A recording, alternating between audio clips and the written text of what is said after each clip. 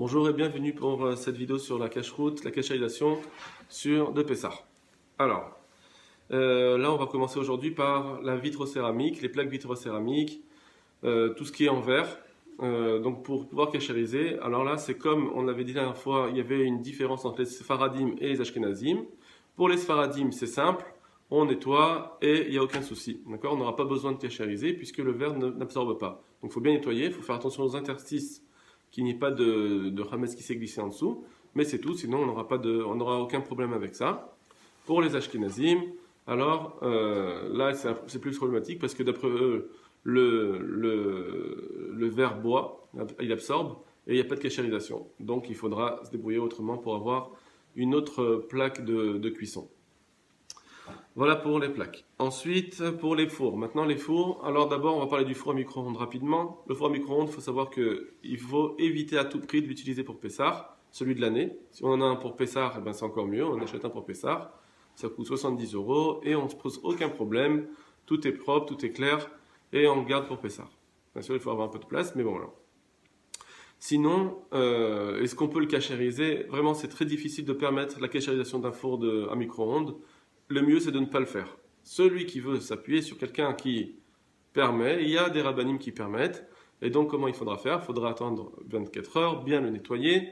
Une fois qu'on a nettoyé, alors on mettra un bol avec rempli d'eau et de javel. On met pas mal de javel dedans pour que on va le chauffer et les vapeurs qui vont monter vont rentrer, vont s'absorber dans les parois et ça va permettre une cachérisation. Donc voilà, c'est une façon de cachériser qui n'est vraiment pas admise de tout le monde. Celui qui veut s'appuyer, il peut s'appuyer, mais encore une fois, c'est mieux de ne pas le faire. Pour le four, les fours de cuisson en général, alors là, pareil, là on peut se permettre de cachériser. Il y en a qui ne cachérisent pas, c'est mieux. Si on peut ne pas cachériser, ne pas l'utiliser, ou avoir quelque chose de spécial pour Pessah, par exemple acheter un mini four pour Pessah, alors c'est mieux. Mais si vraiment on veut le cachériser, il y a quand même une grande partie des rabbanim qui le permettent. Là, c'est moins compliqué que le micro-ondes. Dans ce cas-là, qu'est-ce qu'on fait? Alors, il faudra différencier les parois et les plaques. Donc, d'abord, les parois. Les parois, on les nettoie bien, on fait un bon nettoyage. Au bout de 24 heures, on allume pendant 20 minutes, une demi-heure, à fond. Si on a une pyrolyse, c'est encore mieux. Et une fois qu'on a chauffé pendant 20 minutes, c'est bon, la cachérisation est faite pour les parois. Et pour les plaques, le mieux c'est d'avoir des plaques pour Pessah. Pareil, on aura acheté une fois dans sa vie des plaques pour Pessah et ça durera des années. Et comme ça, on n'a aucun problème. On les met avant Pessah, celles d'avant, on les aura nettoyées, ça suffit. Si on n'en a pas, alors on peut nettoyer, il faudra nettoyer les plaques, mais il n'y aura pas une vraie cachérisation pour ces plaques parce que la pyrolyse n'est pas une cachérisation suffisante pour les plaques parce qu'il faudrait les chauffer et faire sortir du rouge et donc ça marche pas, ça n'existe pas, à moins que y ait, même si c'était une pyrolyse. Et donc, ce qu'il faut faire, c'est donc les nettoyer, chauffer, les mettre dans le four, chauffer le four au maximum, d'accord, en même temps qu'on avait chauffé pour les parois. Et ensuite, on recouvre bien de papier aluminium, on met une bonne couche pour ne pas que ça se déchire. Et donc pendant tout Pessah, on laissera comme ça pour ne pas utiliser la plaque à même. Si on doit laver à l'intérieur, il faudra laver à froid, il ne faudra jamais laver à chaud. Si on veut enlever le papier aluminium pour laver la plaque, il faut laver la plaque à froid, pas à chaud. Parce que si on lave à chaud, peut-être qu'il y a du Hametz à l'intérieur, etc. etc. Voilà pour les fours. Voilà. Ensuite, le reste, on aura moins de complications. Alors, la plaque de Shabbat, déjà. La plaque de Shabbat, alors elle, c'est simple. Il faudra bien nettoyer. On l'allume au bout de 24 heures. On allume la plaque pendant une 20 minutes, une demi-heure à fond. Encore une fois qu'on a bien nettoyé avec des produits. Et une fois qu'on a fait ça, ensuite, on recouvrira de papier aluminium bien épais, pareil, 2 couches ou bien une couche de papier aluminium très épais, et ça marche. Pour ce qui est des frigos et du congèle, alors là, il faudra faire attention aux joints. C'est surtout ça qu'il faut faire attention, parce que dans les joints, il y a toujours un peu du Hametz qui se cache dans les interstices. Donc ça, il faut bien les nettoyer. Les plaques du frigo, il faut bien les nettoyer. On a l'habitude quand même de mettre quelque chose sur ces plaques pour ne pas les utiliser à même. Pour ce qui est des congèles qui font de la glace, eh bien, il faudra enlever toute la glace parce qu'il y a toujours du hametz qui se cache dans cette glace. Donc il faudra tout faire fondre. Voilà pour ce qu'il y a. Oui, et aussi il faudra nettoyer derrière les frigos. Il faut pousser les frigos. C'est pas comme des armoires, des grandes armoires qui ne se bougent pas. Un frigo, ça peut se bouger. Ça arrive qu'on le bouge puisqu'il y a des roulettes. Donc c'est fait pour ça. Puisque c'est fait pour ça, il vaut mieux nettoyer derrière les frigos. Pour ce qui est des mixeurs, d'abord le Kenwood qu'on utilise pour faire le pain, et bien ça il vaut mieux pas le cachériser parce que en général il y a toujours du hametz qui va se cacher dans les fouets, donc c'est très difficile de cachériser. On l'utilise pas, c'est mieux. Pour ce qui est des mixeurs, ben, on doit démonter au maximum pour pouvoir bien nettoyer.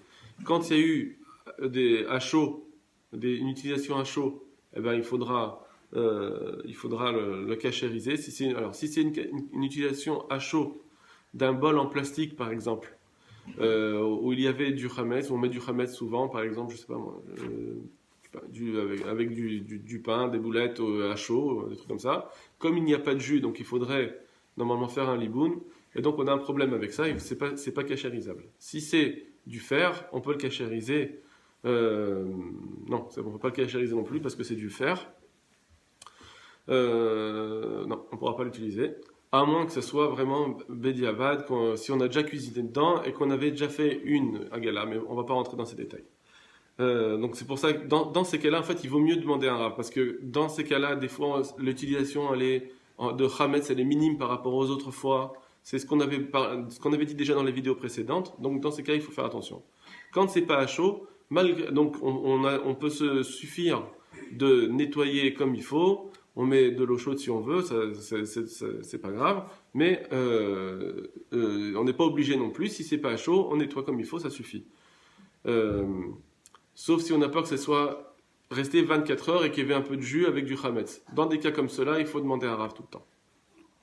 Pour ce qui est des lames, par contre, les lames, si elles ont été utilisées à chaud avec du hametz, enfin à chaud, c'est-à-dire qu'on a juste fait tourner la lame dans ce hametz, des fois elle se chauffe et ça absorbe. Donc ce qu'il faut faire, il vaut mieux le mettre dans un kli rishon et le faire dans une eau bouillante, et puis comme ça sera une cachérisation sûre et certaine. Faut, en tout cas, dans tous ces cas de mixeur, la règle elle est qu'il faut bien faire attention de tout nettoyer les interstices, de bien ouvrir, démonter ce qu'on peut démonter.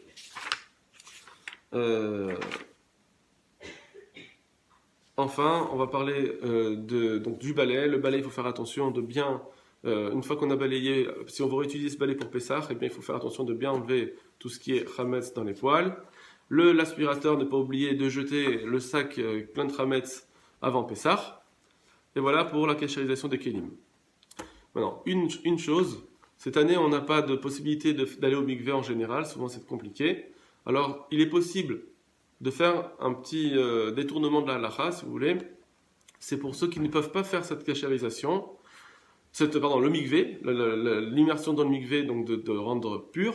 Alors, si on n'a pas de kélim, on a besoin de ce kélim, on a besoin de cet ustensile à tout prix, je ne peux pas m'en passer, alors ce qu'on peut faire, c'est de le donner à un non-juif. On lui dit, voilà, on en connaît un non-juif, on lui dit, voilà, je te le donne.